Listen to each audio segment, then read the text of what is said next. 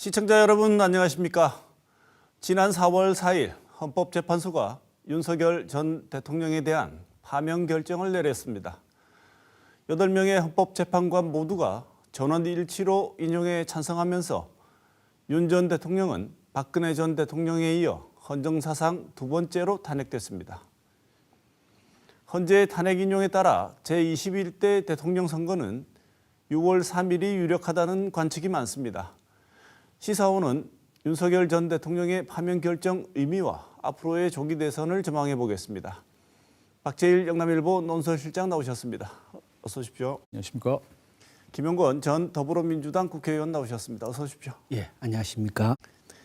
자유 헌정 질서를 지키기 위해 비상계엄을 선포합니다.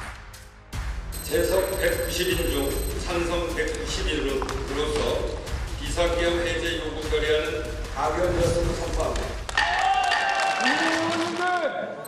선배님들! 이 안건에 대한 투표는 성립되지 않았음을 선포합니다.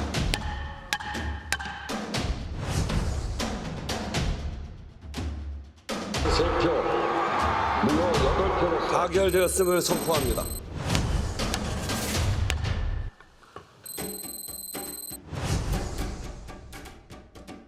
국회의원들을 막았잖아요. 그 대통령 말씀하신 겁니다. 저 의원들을 끌어내라.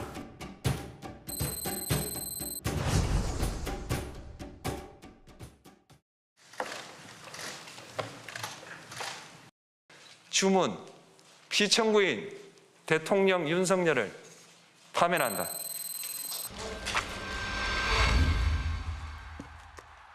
탄핵소추안 접수 이후에 심리가 역대 대통령 탄핵 중에서 심판 중에서 가장 길어졌고요. 그렇게 되면서 이 결과를 두고 갖가지 역측, 여러 가지 전망, 이게 굉장히 무수히 많은 전망들이 있었습니다. 박근혜 전 대통령 탄핵 심판을 되돌아보면 당시 헌법재판관 8명 전원 일치된 의견으로 인용을 결정했습니다. 이번에도 8명이 탄핵 심판을 심리했습니다. 성향에 따라서 5대 3이다, 6대 2다 많은 예측이 있었지만 이번에도 8명 전원 일치 의견을 냈습니다. 이 탄핵 선고 결과에 대해서 어떻게 생각하시는지 말씀을 먼저 듣고 또 다른 질문 드려보겠습니다. 8대 0으로 결과가 나온 거는 당연한 결과라고 보고요. 저는 처음부터 이 사건의 명확성, 그리고 중대성, 그리고 다른 판결이 나왔을 때 미래에 끼칠 위험성을 얘기하면서 8대 0을 예측을 했었는데요. 이번 판결 결정문이 담고 있는 내용을 찬찬히 뜯어보면 12월 3일 윤석열 대통령이 한 행위는 민주공화정과 함께 갈 수 없는, 공화정 내에서는 도저히 허용될 수 없는 범위의 잘못을 한 것이다라고 명확하게 그 입장을 정리한 것이고요. 그런데 이번에 보면 결정문도 그렇고 전체적으로 굉장히 언어가 쉽지 않습니까? 네. 우리가 이때까지 법조문 보면은 이게 무슨 말인지 잘 이해하기 어려운 경우가 많은데 이번에는 국민들의 눈높이에 맞게 쉬운 언어로 차근차근 조목조목 다 설명을 해놔서 우리 국민들이 그걸 좀 정독을 하고 숙지를 하면서 우리 헌법에 대한 이해와 우리 민주정에 대한 공통된 인식을 함께 가져가기 위한 노력을 좀 하는 게 좋겠다. 이런 생각을 좀 하고 있습니다. 네. 박 실장님 어떻게 보셨습니까? 역사적인 사건 심판이라고 할 수 있죠. 또 정치사 자체로 놓고 볼 때도 현직 대통령에 대한 두 번째 파면 선고이니까 뭐 기록될 겁니다. 물론 이게 이제 저는 좀 개인적으로 돌이켜 보면 한 넉 달 전입니까? 작년 12월 3일 계엄 선포 당일날 현장 중계를 보면서 느꼈던 것, 그리고 이번에 이제 윤석열 대통령의 계엄으로 인한 탄핵 사건이 소추되어서 헌법재판소에서 파면 결정이 나는 것을 본 두 가지 장면 굳이 대비한다면 개인적으로는 첫 번째 장면은 좀 놀랐어요. 계엄에 대해서는. 헌재 판결은 뭐 솔직히 그렇게 놀라진 않았습니다. 좀 민주공화정의 원리, 특히 이게 법리 해석을 좀 들어간다면은 계엄의 여러 상황, 여러 정황과 헌법이 추구하는 정신, 그리고 계엄법에서 규정된 여러 규정들을 살펴보면은 이게 또 탄핵 심판을 탄핵할 수밖에 없는 그런 소지가 강해 있었기 때문에, 물론 그 뒤에 진행된 여러 정치적 사건들은 윤석열 대통령에게 굉장히 그 유리한 구도로 돌출됐던 사안들이 있습니다만, 근본적인 그 12.3 계엄의 헌법 정신 훼손을 좀 커버하기에는 좀 부족하지 않았나 이렇게 생각합니다. 다만 어쨌건 윤석열 대통령 아직도 지지 않으시는 분들이 있잖아요.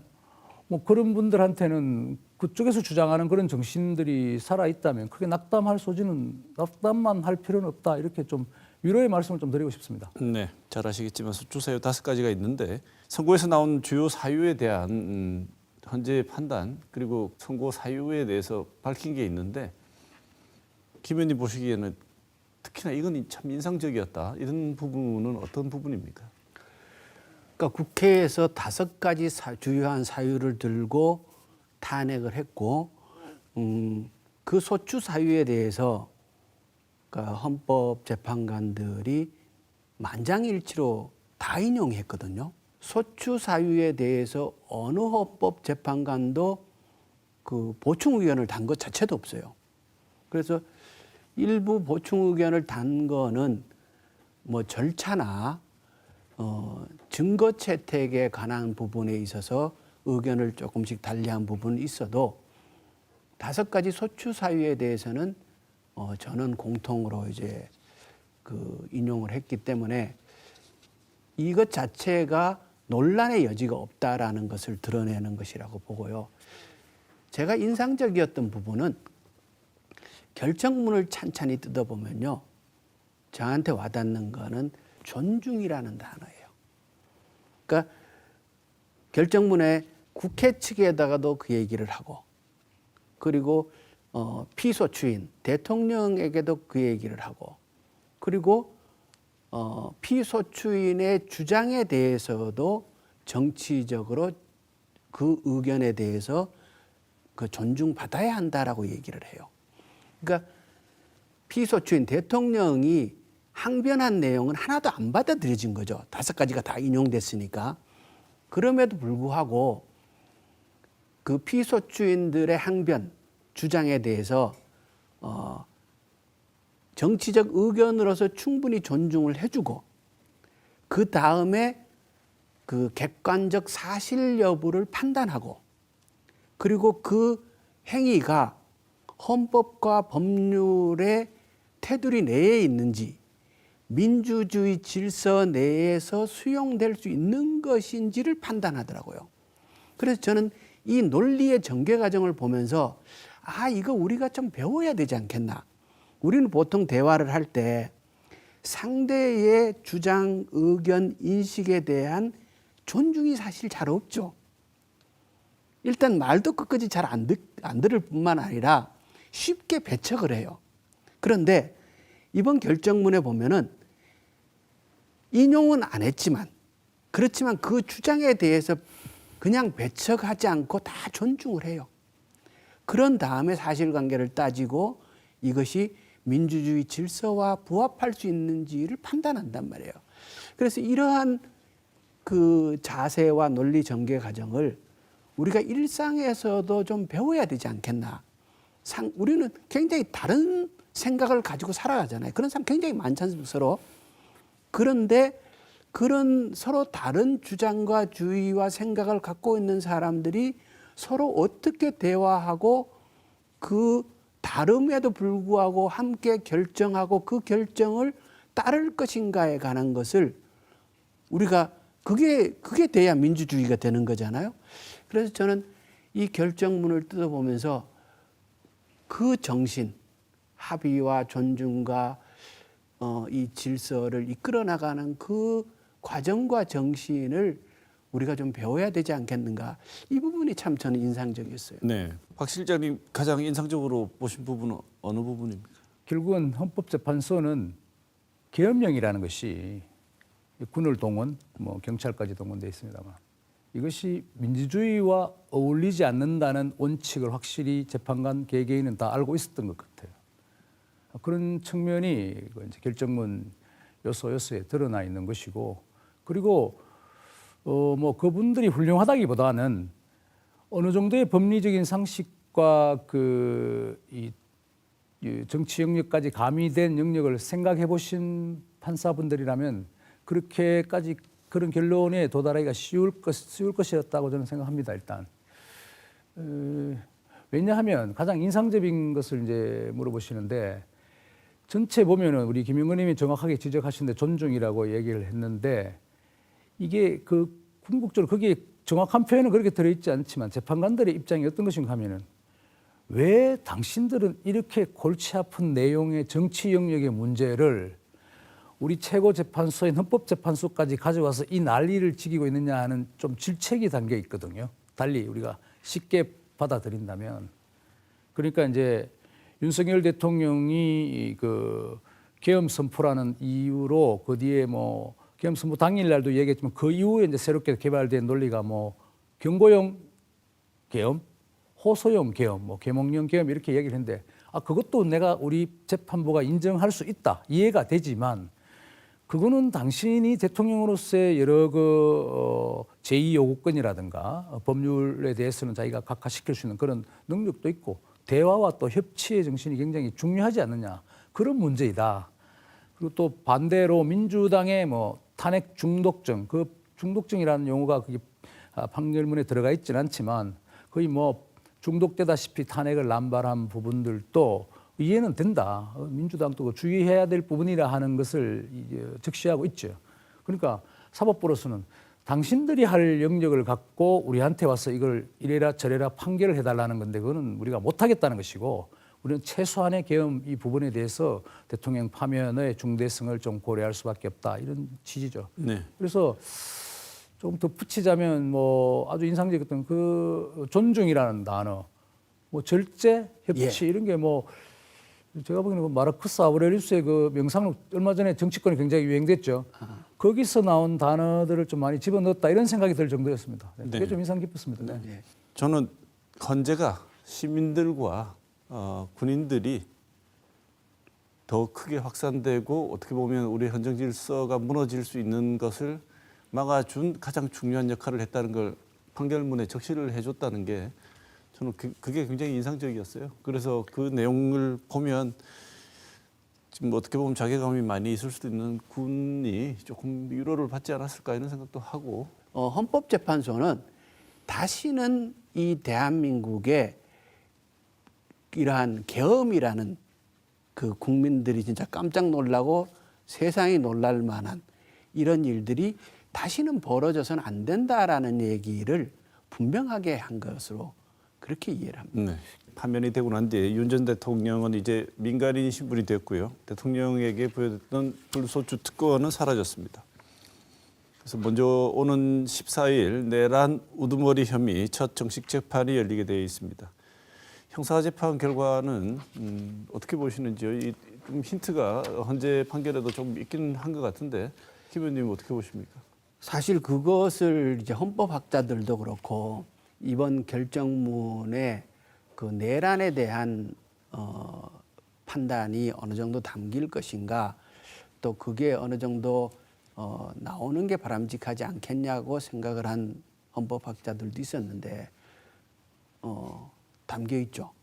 그러니까 이게 보면은 그 국회에 병력을 투입한 것, 그것을 국회의 계엄 해제 요구권 행사를 방해했다. 그리고 이것은 그 방해로 그치는 것이 아니라 계엄과 이 계엄에 따른 포고령의 효력이 상당 기간 지속시키고자 했던 것으로 보인다라고 결정문에서 이 판단을 했거든요. 이 얘기는 이 구절 자체가 내란의 구성 요건을 설명하는 것이라서 그래서 헌법재판소는 내란 죄에 대한 판단을 하지 않았죠. 형법상 내란 죄에 관한 판단을 하지 않고 그 헌법에 대한 판단으로서 탄핵을 했는데 인용을 했는데 내란의 구성 요소에 대한 판단은 결정문에 어느 정도 담고 있는 거라서 이것은 형사 재판에도 영향을 끼치게 되지 않겠느냐. 왜냐 그러면 이게 그 재판부는 서로 독립되어 있긴 하지만 헌법재판소는 대한민국의 최고의 최종적 판단 기관이잖아요.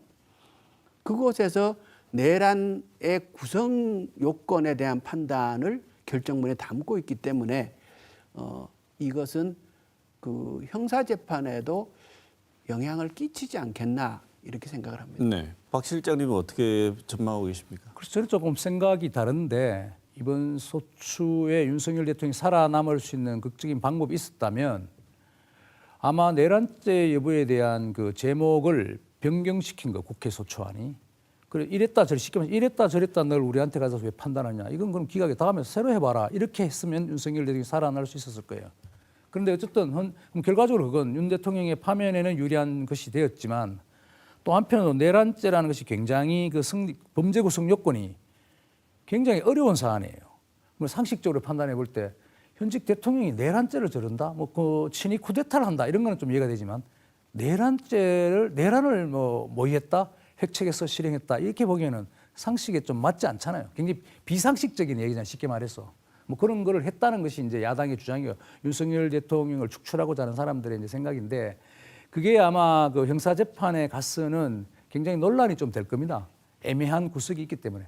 그러나 물론 윤석열 대통령이 지금 이제 자연인인 상태이기 때문에 내란 외환죄를 제외하고 소추되지 않은 대통령 특권이 없어졌잖아요. 그러니까 다른 모든 형사적인 그 위법 행위에 대해서는 기소가 되겠죠.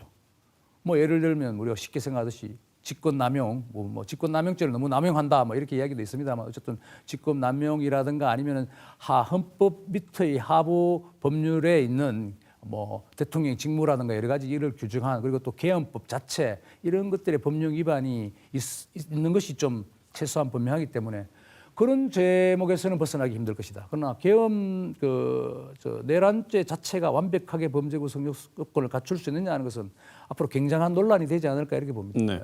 이제 불소추 특권 사라지고 난 뒤에 그동안 어떻게 보면 줄줄이 문제 제기되고 밀려있던 검찰에 얘기되던 여러 가지 문제들, 공천 개입부터 도이치모터스 주가 조작, 양평 고속도로 건설 계획 변경, 뭐 최상병 사건까지 뭐 많습니다. 많은데 이 각종 의혹에 대한 수사가 검찰을 통해서 신속하게 이루어질까? 이게 또 굉장히 궁금한 대목이긴 합니다.